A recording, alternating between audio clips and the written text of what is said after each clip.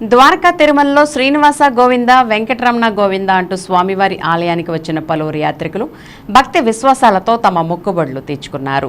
స్వామికి ప్రీతికరమైన రోజు శనివారం కావడంతో ఆలయానికి దాదాపు 10 నుంచి 12,000 మంది పైబడి యాత్రికులు వచ్చి స్వామి అమ్మవార్లను దర్శించుకున్నారు.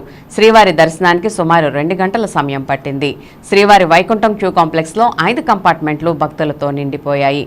ఆలయానికి వచ్చిన పలువురు యాత్రికులు ముందుగా కేశఖండన్సాల్లో మొక్కుబడులు తీర్చుకున్న అనంతరం వారంతా స్వామివారి ఉచిత అన్నప్రసాదాన్ని స్వీకరించారు.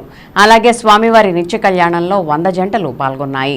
భక్తుల గోవిందనామ స్మరణలతో ఆలయ పరిసరాలు ఆధ్యాత్మిక శోభను సంతరించుకున్నాయి.